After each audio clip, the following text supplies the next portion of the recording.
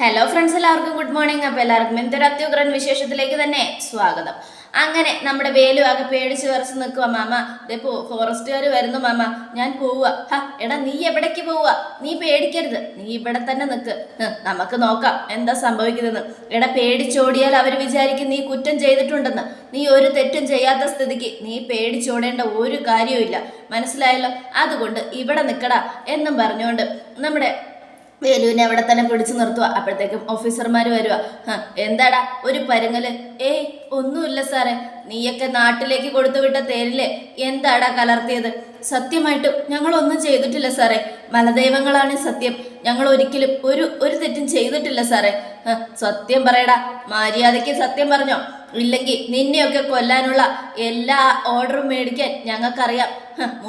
മൂപ്പൻ ഈ നാട്ടിൽ നല്ലതേ ചെയ്തിട്ടുള്ളൂ, ഇവനും സത്യസന്ധന. പക്ഷെ ഇവൻ അതിനിടയിൽ നിന്നും ആരുടെയെങ്കിലും കയ്യിൽ നിന്നും പണം മേടിച്ചോ? നല്ലവരായവരെ കൊല്ലാൻ ഏതെങ്കിലും ദുഷ്ടന്റെ കയ്യിൽ നിന്നും പണം മേടിച്ച് കൊട്ടേഷൻ എടുത്ത് തേനിൽ വിഷം കലർത്തിയതാണോ എന്ന് ഞങ്ങൾക്കറിയണം. മര്യാദയ്ക്ക് പറയാനാ പറഞ്ഞത്. അയ്യോ സാറുമാരെ, സത്യമായിട്ടും ഞാൻ ആരുടെ കയ്യിൽ നിന്നും കൊട്ടേഷൻ മേടിച്ചിട്ടില്ല. ഇതുവരെ ഞാൻ അങ്ങനെ ഒരു തെറ്റും ചെയ്തിട്ടില്ല സാറേ. മലദൈവങ്ങളെ വിളിക്കുന്നവരാ ഞങ്ങള്, കാട്ടുദൈവങ്ങളെ പൂജിക്കുന്നവരാ, കാട്ടുകാളിയെ ആരാധിക്കുന്നവരാ. അങ്ങനെയുള്ളപ്പോ ഒരിക്കലും ഇങ്ങനെ ഒരു തെറ്റും ഞങ്ങൾ ചെയ്യില്ല സാറേ. സത്യമാ സാറേ ഞാൻ പറയുന്നത്. ഞാൻ തേനില് ഒരു മായവും കലർത്തിയിട്ടില്ല, സത്യമായിട്ട് ഞാൻ കലർത്തിയിട്ടില്ല സാറേ എന്നും പറഞ്ഞുകൊണ്ട് വേലു കൈകൂപ്പി നിൽക്കുക. എന്നാൽ നമുക്കത് അന്വേഷിച്ചറിയണമല്ലോ, ആരാണ് മായം കലർത്തിയതെന്ന്. എടാ, വിഷം കലർത്തിയ തേൻ കുടിച്ച് ഇന്ന് കിരൺ സാറിന്റെ അച്ഛൻ ഹോസ്പിറ്റലിലാണ്. അതെ, അവരൊക്കെ വലിയ പിടിപ്പുള്ളവരാ.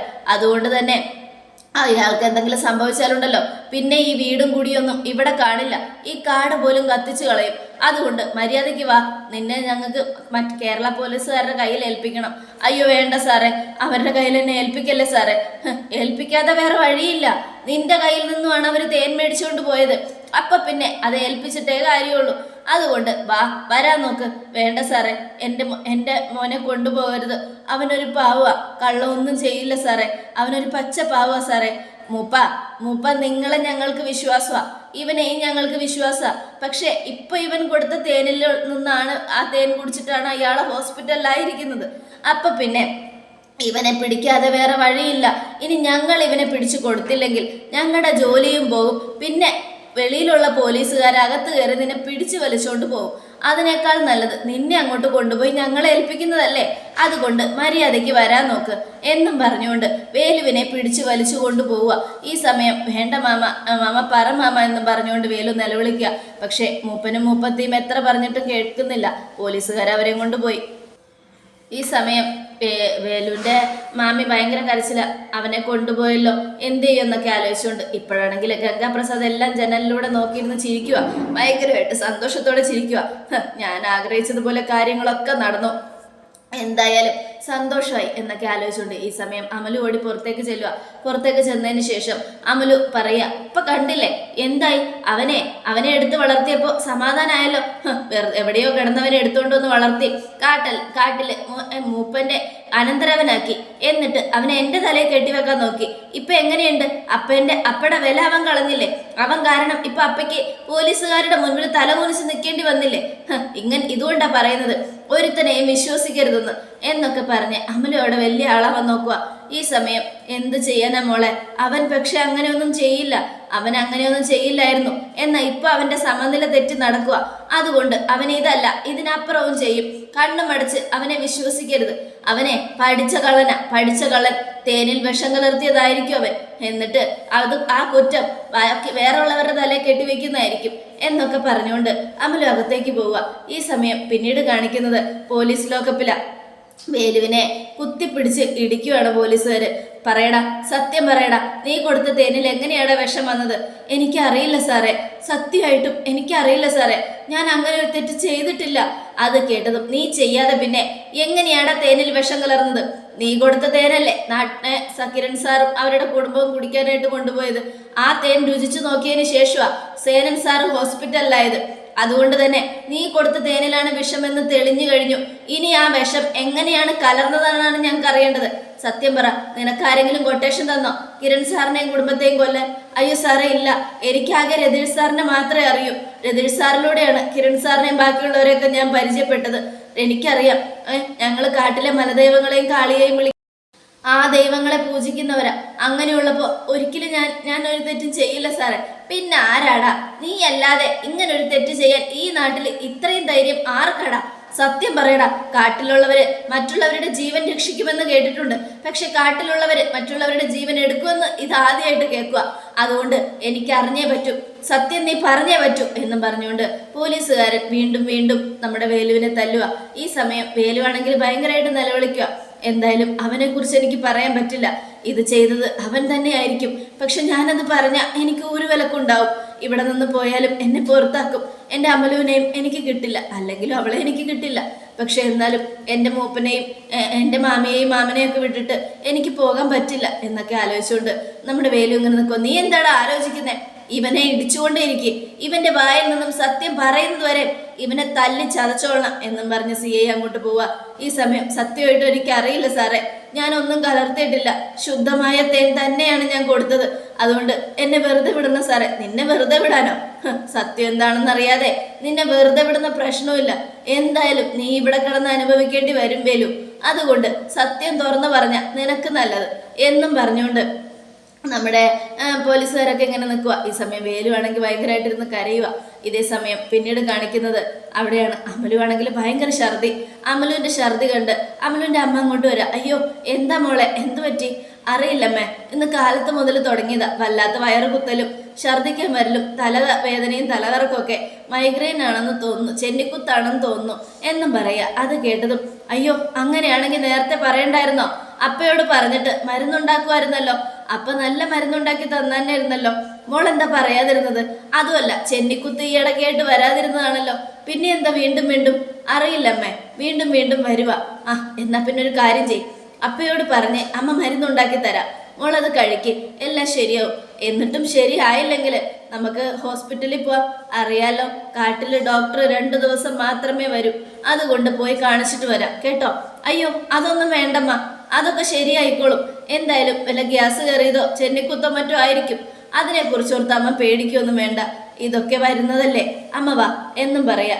ശരി മോളെ വാ, അമ്മ മോളെ കൊണ്ട് അകത്ത് കിടത്താം എന്നും പറഞ്ഞ് അമലുവിനെ താങ്ങി പിടിച്ച് മൂപ്പത്തി അങ്ങകത്തേക്ക് പോവുക. ഈ സമയമാണെങ്കിൽ പിന്നീട് കാണിക്കുന്നത് നമ്മുടെ മൂപ്പനാണെങ്കിൽ പിന്നീട് ഫോറസ്റ്റുകാരുടെ അടുത്തേക്ക് ചെല്ലുക. സാറേ വേലുവിന് എന്തായി സാറേ? വേലുവിനെ പോലീസുകാർ കൊണ്ടുപോയി, അവനെ ഇപ്പൊ ചോദ്യം ചെയ്തുകൊണ്ടിരിക്കുക. ഇവിടെ ഇരിക്കും. വേലു മൂപ്പനോ തെറ്റുകളൊന്നും ചെയ്യാത്തവരാണെന്ന് ഞങ്ങൾക്ക് നന്നായിട്ട് അറിയാം. പക്ഷെ ഞങ്ങൾക്ക് വേലുവിനെ പിടിച്ചു കൊടുത്തേ പറ്റൂ, ഇല്ലെങ്കിൽ അത് വേറെ പ്രശ്നമാവും. അറിയാലോ, കൊലപാതക ശ്രമമാണ് വേലു നടത്തിയിരിക്കുന്നത്. സാറേ അവനൊരു പാവമാ, അതുകൊണ്ട് തന്നെ വിശ്വാസത്തോടെ പറയുക സാറേ, അവനൊരിക്കലും അങ്ങനെയുള്ള കാര്യങ്ങൾ ചെയ്യില്ല. ഇവിടെ നിന്നും കൊണ്ടുപോകുന്ന തേൻ നാട്ടിലെ കടകളിൽ വിറ്റാൽ കടക്കാരാണ് ഞങ്ങൾ കൊടുക്കുന്ന 1 കുപ്പി തേൻ 4 കുപ്പി തേനായിട്ട് മായം കലർത്തി വിൽക്കുന്നത്. ഞങ്ങൾ അങ്ങനെ ഒരു തെറ്റ് ചെയ്യില്ല സാറേ. മലദൈവങ്ങളാണേ കാളിയമ്മയാണേ സത്യം, ഒരിക്കലും ഞങ്ങൾ അങ്ങനെ ഒരു തെറ്റും ചെയ്യില്ല സാറേ. അത് കേട്ടതും നിങ്ങൾ അങ്ങനെ തെറ്റ് ചെയ്യില്ലെങ്കിൽ പിന്നെ വേല് കൊണ്ടുവന്ന തേനിൽ ആരാണ് വിഷം കലർത്തിയത് എന്നറിയണമല്ലോ. പറ, ഇനി നിങ്ങളുടെ മകളാണോ? അയ്യോ, അവള് കാട്ടിൽ ആപത്ത് സംഭവിച്ചു വരുന്നവരുടെ ജീവൻ രക്ഷിക്കുന്നവളാ. ഒരിക്കലും അമലു അങ്ങനെ ചെയ്യില്ല സാറേ. എന്നാ പിന്നെ കാട്ടിൽ ആരെങ്കിലും വന്ന് കൂടിയിട്ടുണ്ടോ? അത് കേട്ടതും മൂപ്പൻ ഇല്ല സാറേ, അങ്ങനെയൊന്നും ആരും വന്നിട്ടില്ല. ദേ മൂപ്പ, നോണ പറയരുത്. ഞങ്ങൾക്കറിയാവുന്ന മൂപ്പനും മൂപ്പത്തിയൊക്കെ നല്ലവരാ, കള്ളം പറയാറില്ല. മലദൈവങ്ങളെയും കാളിയമ്മയെയും പൂജിക്കുന്ന നിങ്ങളൊക്കെ ഒരു കാലത്തും കള്ളം പറയാറില്ല. പക്ഷെ ഇവിടെ നിങ്ങൾ എന്തിനാണ് കള്ളം പറയുന്നതെന്ന് ഞങ്ങൾക്ക് മനസ്സിലാവുന്നില്ല. വേലുവും മറ്റുള്ളവരും ഈ തേനിൽ വിഷം കലർത്തിയിട്ടില്ലെങ്കിൽ പുറത്തുനിന്ന് വന്ന ആരോ കാട്ടിനകത്തുണ്ട്, അയാളാണ് വിഷം കലർത്തിയത്. ദേ ഞാനൊരു ഫോട്ടോ കാണിക്കാം എന്നും പറഞ്ഞുകൊണ്ട് നമ്മുടെ ഫോറസ്റ്റുകാർ ആ ഫോട്ടോ എടുത്ത് വേലുവിനെ കാണിക്കുക. മൂപ്പനെ കാണിക്കുക. അത് കണ്ടതും മൂപ്പൻ ഞെട്ടി. മൂപ്പന്റെ ഞെട്ടലും പതർച്ചയും ആ ഫോറസ്റ്റുകാർ ശ്രദ്ധിക്കുക. എന്താ മൂപ്പ ഈ ഫോട്ടോ കണ്ടപ്പോ മൂപ്പനൊന്നും ഞെട്ടിയത്? ആരാ സാറേ ഇത് എന്നും മൂപ്പന്റെ ചോദ്യം. ഇവനാണ് നാട്ടിലെ പിടികിട്ടാ പുള്ളി ഗംഗാ പ്രസാദ്. എത്രയോ കൊലപാതക ശ്രമത്തിന് ഇവനെ പോലീസുകാർ അന്വേഷിച്ച് നടക്കുക. ഇവന്റെ തലയ്ക്ക് പോലീസുകാര് വില പറഞ്ഞിരിക്കുക. ഇവനെ കണ്ടു കിട്ടിയാൽ ഉടനെ അറസ്റ്റ് ചെയ്യണം, എന്നിട്ട് തൂക്കിലേറ്റാനാണ് വിധി. അതുകൊണ്ട് തന്നെ ഇവൻ ആരാണെന്ന് അറിയണം. അത് കേട്ടതും മൂപ്പനാകെ പേടിച്ചു. ഈശ്വര, പല പ്രാവശ്യം വേലു പറഞ്ഞതാ അവൻ ക്രിമിനലാണെന്ന്. പക്ഷെ ഒരു ക്രിമിനലിനെയാണല്ലോ ഞങ്ങൾ സംരക്ഷിച്ചത് എന്നും നമ്മുടെ മൂപ്പൻ ഇങ്ങനെ ഇരുന്ന് ആലോചിക്കുക. എന്താ മൂപ്പ ആലോചിക്കുന്നത്? ഇവനെ കുറിച്ച് വല്ലതും അറിയും?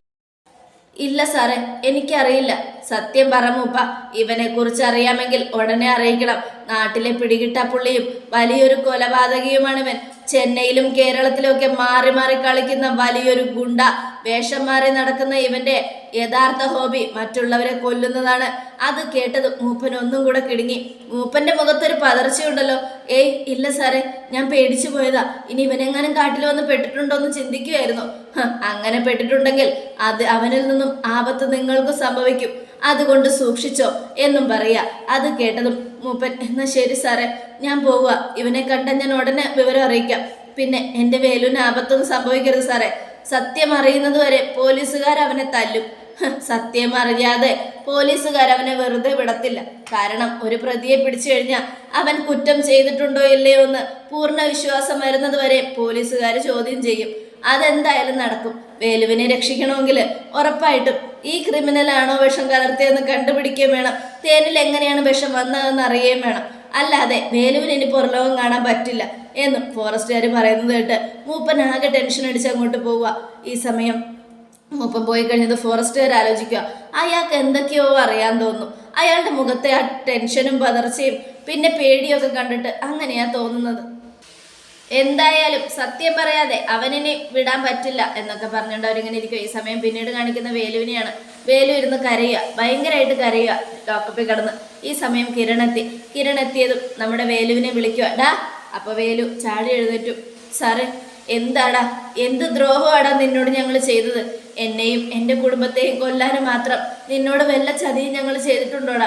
നാട്ടിൽ നിന്നും വന്ന ഞങ്ങള് കാട്ടിലുള്ളവരെ അകറ്റിപ്പോലും നിർത്താതെ ഒരു അറപ്പ് പോലും തോന്നാതെ നിങ്ങളെയൊക്കെ ചേർത്ത് പിടിച്ചില്ലേ? നിങ്ങളുടെ വീട്ടിൽ നിന്നും ഒരു അറപ്പ് പോലും കാണിക്കാതെ ഒരു നേരത്തെ ഭക്ഷണം കഴിച്ചില്ലേ? എന്നിട്ട് പോലും നിങ്ങളൊക്കെ ഈ ചെയ്തത് ശരിയാണോടാ? എന്തിനാണ് എൻ്റെ കുടുംബത്തെ കൊല്ലാൻ നോക്കിയത്? എന്തിനാടാ ഞങ്ങൾക്ക് തന്ന തേനിൽ വിഷം കലർത്തിയത്? സാറേ, കാട്ടിലെ മലദൈവങ്ങളെയും കാളിയമ്മയെയും വിളിക്കുന്നത് ഞാൻ സത്യം ഇട്ട് പറയുക, ഒരിക്കലും ഞാൻ അങ്ങനെ മായം കലർത്തിയിട്ടില്ല സാറേ. ഞാൻ നിങ്ങൾക്ക് തന്നത് നല്ല ശുദ്ധമായ തേൻ തന്നെയാണ്. നിങ്ങൾ വേണമെന്ന് പറഞ്ഞപ്പോൾ കാട്ടിൽ നല്ല ഇടങ്ങളിൽ പോയി തേൻ ശേഖരിച്ചാ ഞാൻ കൊണ്ടുവന്നത്. ഇത്രയും കൂടെ രുചി കൂടിയ തേന സാറേ ഞാൻ നിങ്ങൾക്ക് തന്നത്. ഞാൻ കൊടുക്കുന്ന തേനിൽ മായം കലർത്തി ഒരു കുപ്പി തേൻ 4 കുപ്പിയാക്കി വിൽക്കുന്നത് നാട്ടിലെ കടക്കാരാ. അല്ലാതെ ഒരിക്കലും ഞാൻ ആ തേൻ അങ്ങനെ വിറ്റിട്ടില്ല സാറേ. അത് കേട്ടതും പിന്നെ എങ്ങനെയാടാ തേനിൽ വിഷം കലർന്നത്? എൻ്റെ അച്ഛൻ ആ തേനൊന്ന് നാക്കിൻ്റെ തുമ്പത്ത് വെച്ചതേ ഉള്ളൂ. അപ്പോഴത്തേക്കും ചോര ഛർദ്ദിച്ച അച്ഛനെ ഐസിയുലാക്കിയത്. അതിനും വീണ്ടും മാരകമായ വിഷം കലരാനും മാത്രം എന്താടാ സംഭവിച്ചത്? എടാ സത്യം പറയടാ, എന്താ സംഭവിച്ചതെന്ന്. അത് കേട്ടതും സാറേ, സത്യം ഇനി പറയാതിരുന്നിട്ട് കാര്യമില്ല. എന്തായാലും പറയാതിരുന്നിട്ടും കാര്യമില്ല. പിന്നെ പറഞ്ഞല്ലേ പറ്റൂ. എന്തായാലും ഇത് പറഞ്ഞാൽ എനിക്ക് നാട്ടിൽ വിലക്കുണ്ടാവും. അമലുവിന് എനിക്ക് കിട്ടില്ല. സാരമില്ല, എന്നാലും പറയാം സാറേ. ഞാൻ ഈ സത്യം ഇത്രയും നാളും പറയാതിരുന്നത് മനസ്സിൽ വേറൊരു കാര്യം ആലോചിച്ചുകൊണ്ടിരുന്നതുകൊണ്ടാ. എന്ത് കാര്യം? അത് പിന്നെ ഞാനത് പറഞ്ഞാൽ എനിക്ക് ഒരു വിലക്കുണ്ടാവും. എന്നെ കാട്ടിലെ മൂപ്പനെ എടുത്തു വളർത്തിയതാ.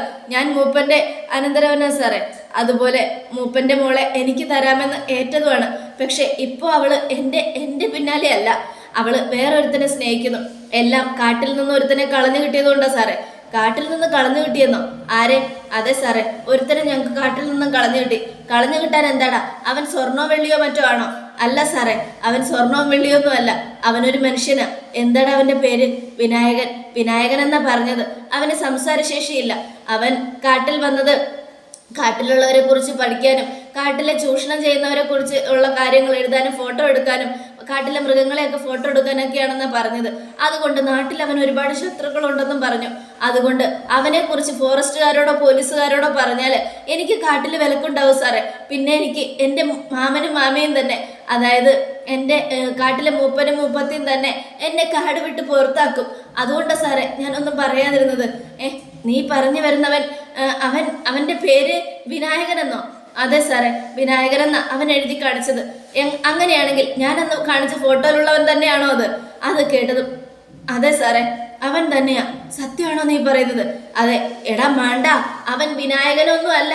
അവൻ ഗംഗയാണ്, ഗംഗാപ്രസാദ്. നാട്ടിലെ പിടികിട്ടാപ്പുള്ളി. കേരളത്തിലും ചെന്നൈയിലും എത്രയോ കൊലപാതകങ്ങൾ നടത്തി അവൻ കളിച്ചുകൊണ്ടിരിക്കുക. അങ്ങനെ ഒരുത്തൻ കാട്ടിൽ ഒളിച്ചിരിക്കുന്നുണ്ടെങ്കിൽ ഇവിടെ പ്രതി അവൻ തന്നെയാണ്. അതെനിക്കും അറിയാം സാറേ. പക്ഷെ അത് പറഞ്ഞാല് എന്നെ കാട്ടിൽ നിന്ന് പുറത്താക്കുന്നുള്ളതുകൊണ്ടാ ഞാൻ മിണ്ടാതെ നിന്നത്. ഇനിയിപ്പോൾ പറയാതിരുന്നിട്ട് കാര്യമില്ല. അതുകൊണ്ട് സാറേ ഞാൻ എല്ലാം പറയുന്നേ. അവനായിരിക്കും സാറേ പ്രതി, അവൻ തന്നെയായിരിക്കും സാറേ പ്രതി. അവൻ തന്നെയാണ് പ്രതി എന്ന് ഞാൻ ഉറപ്പിച്ചു കഴിഞ്ഞു. അവൻ കാട്ടിലെത്തിയിട്ടുണ്ടെങ്കിൽ ഇനി നിങ്ങൾക്കും കൂടെ രക്ഷയില്ല സാറേ. എൻ്റെ അമലു ഇപ്പം അവൻ്റെ പിന്നാലെയാ. അമലുവിനിപ്പോൾ അവനെ ഒരുപാട് ഇഷ്ടമാണ്. എൻ്റെ അമലുവിനെ അവൻ തട്ടിയെടുത്തു എന്നുള്ളതാണ് സാറേ സത്യം. എന്തൊക്കെ പറഞ്ഞിട്ടും കാര്യമില്ല, കയ്യിൽ നിന്ന് പോയി. ഇതാദ്യമേ മറ്റുള്ളവരെ അറിയിക്കണമായിരുന്നു. ഇല്ലെങ്കിൽ നിനക്കൊന്നും ഈ അവസ്ഥ ഉണ്ടാകില്ലായിരുന്നു. അത് കേട്ടതും CI വരിക. എന്താ സാറേ ഇവൻ പറഞ്ഞത് കേട്ടില്ലേ? ഇത് അവനാ സാറേ ഗംഗ. അവൻ ഇവരുടെ കുടിലുണ്ട്. എന്നിട്ട് നീ എന്താടാ അത് ആദ്യം പറയാതിരുന്നത്? അത് പിന്നെ സാറേ പേടിച്ചിട്ടാ. എന്തായാലും നീ ഇവനെ പുറത്തേക്ക് വിട്. ഇവനെ ഒന്നും കൂടെ ചോദ്യം ചെയ്യട്ടെ. ഇവൻ പറഞ്ഞത് ഗംഗയെ കുറിച്ച് തന്നെയാണോ എന്ന് അറിയണമല്ലോ എന്നും പറഞ്ഞുകൊണ്ട് ലോക്കപ്പിൽ നിന്നും വേലുവിനെ പുറത്തേക്ക് കൊണ്ടുവരിക. എടാ, എന്തായാലും പോലീസുകാർ പോലും തലയ്ക്ക് വിലയിട്ടിരിക്കുന്ന ഒരു പിടികിട്ടാപ്പുള്ളിയായ പക്ക ക്രിമിനലിനെ സംരക്ഷിച്ചതിന് വേലു നിനക്കും നിന്റെ മൂപ്പനും ഇനിയും കിട്ടും. അതുകൊണ്ട് തന്നെ സത്യം പറഞ്ഞോ, ഇത് ഗംഗാപ്രസാദ് തന്നെയാണോ എന്ന് നീ പറഞ്ഞേ പറ്റൂ എന്ന് പറഞ്ഞുകൊണ്ട് വേലുവിനെ അങ്ങോട്ട് കൊണ്ടുപോവുകയാണ്. ഈ കാര്യങ്ങളെല്ലാം അറിഞ്ഞാണോ അറിയാതെയാണോ എന്നറിയില്ല. ഗംഗാപ്രസാദിനെയാണ് കാണിക്കുന്നത്. ഞെട്ടി എഴുന്നേൽക്കുന്ന ഗംഗാപ്രസാദിനെ കാണിച്ചുകൊണ്ടാണ് എപ്പിസോഡ് അവസാനിക്കുന്നത്. ഇനിയുള്ള നാളത്തെ അടിപൊളി വിശേഷത്തിനായിട്ട് കാത്തിരിക്കുക. എല്ലാവർക്കും ഒരിക്കൽ കൂടെ നല്ലൊരു ശുഭദിനം തന്നെ.